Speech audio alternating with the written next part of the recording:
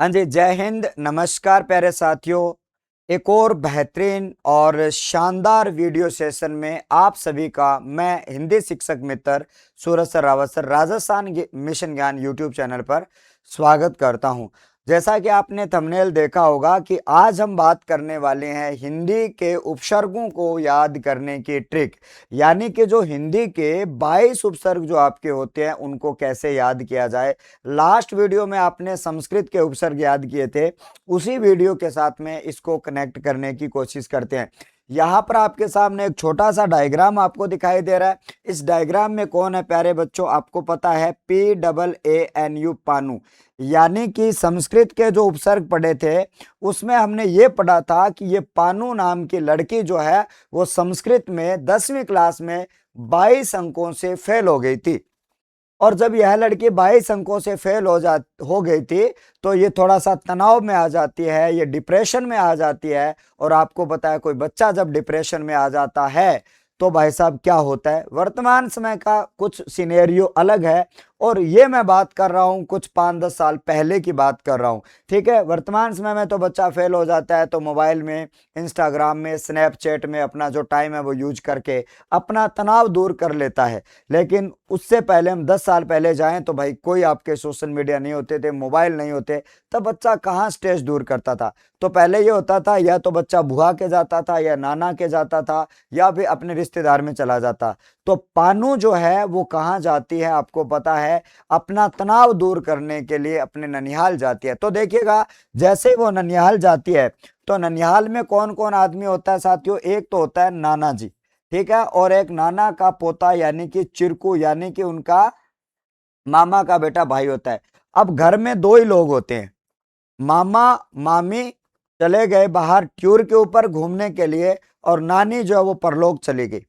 अब भाई साहब ये पानू कई दिनों से भूखी थी, पानू क्या थी, कई दिनों से भूखी थी। और जाते ही वो नाना को कुछ लाइनें कहती है और जैसे जैसे वो लाइन कहती है वो आपके हिंदी के 22 उपसर्ग आपको याद करवा जाती है। तो देखिएगा क्या कहती है वो नाना को जाकर, वो आपको देखना है। जैसे वो आपको नाना उनके पास जाती है तो नाना को ये कहती है कि है नाना श्री बिन बहु आप सम नाना।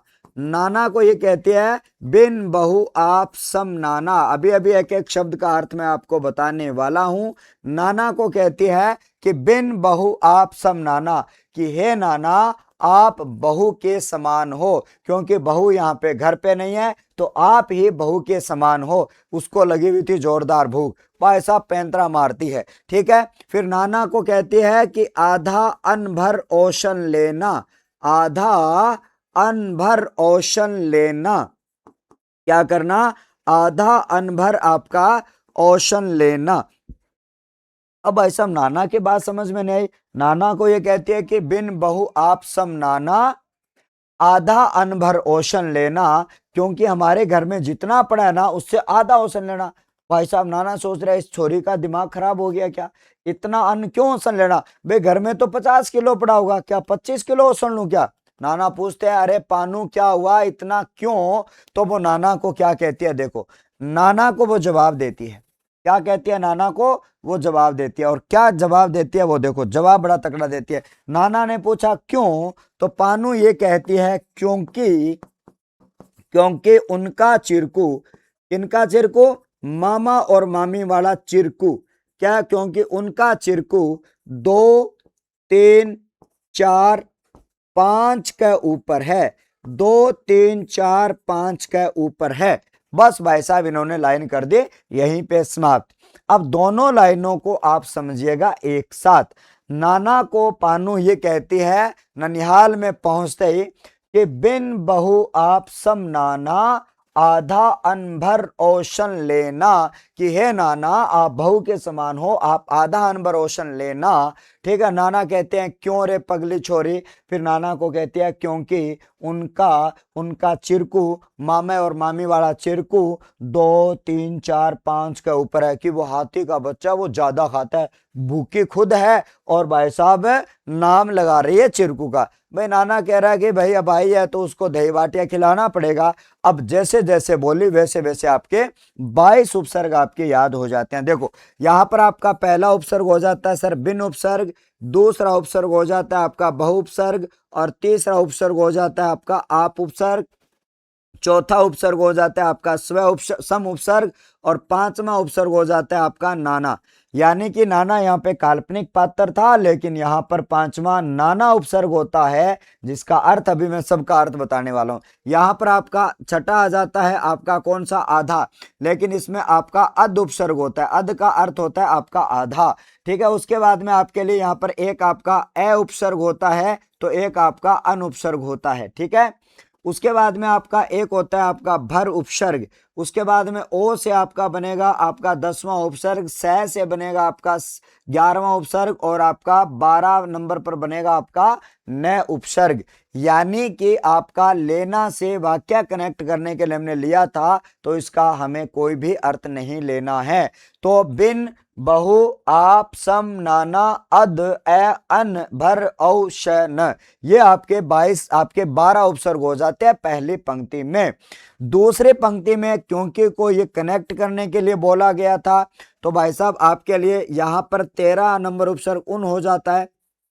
का और कु जो उपसर्ग है उसको आप 14 नंबर उपसर्ग बनाओगे। दोनों का अर्थ सिमिलर होता है, एक जैसा होता है, तो उनका आपको एक साथ में ही क्या करना है, प्रयोग यहाँ पे करना है। फिर आपका चिर उपसर्ग होता है, वो आपका 15 नंबर पर होता है चिर उपसर्ग, ठीक है। फिर आपका यहाँ पर दु उपसर्ग होता है आपका कौन सा, दु, जो होता है आपका 16 नंबर पर। और उसके बाद में आपका ति उपसर्ग होता है, जो आपका क्या होता है साथियों, आपका 17 नंबर। एक होता है आपके सामने कौन सा, 18 नंबर आपका चौ उपसर्ग हो जाता है। 4 से आपका चौ उपसर्ग हो जाता है आपका 18 नंबर। यहाँ पर आपका 5 से आपका पच उपसर्ग हो जाता है आपका 19 नंबर पर। और कै से आपका 20वां उपसर्ग हो जाता है आपका कै उपसर्ग। ऊ से आपका 21 नंबर उपसर्ग, और पर से आपका 22 नंबर उपसर्ग, और है आपके कनेक्ट करने के लिए कहा गया था।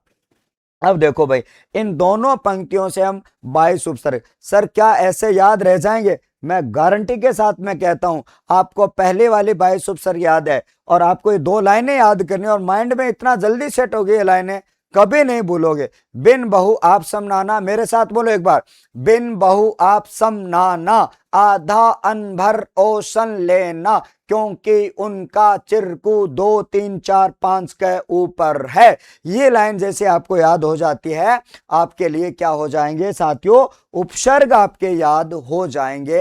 ये मैं आपको पूरे वादे के साथ में कहता हूं। तो ये ट्रिक जो है वो आपकी बहुत ही शानदार है। बिन का मतलब बिना होता है, बहु का मतलब ज्यादा होता है, आप का मतलब स्वम, और स्वम में आपका एक उपसर्ग सब और हो जाता है, ध्यान में रखना। और सम का मतलब समान होता है, ध्यान में रखना। नाना का मतलब विविध होता है, अध का मतलब आधा, ए का नहीं, अन का भी नहीं, भर का मतलब होता है पूरा, औ का मतलब बुरा, स का मतलब सात, और न का मतलब नहीं। ये उपसर्गों का अर्थ बता रहा हूं।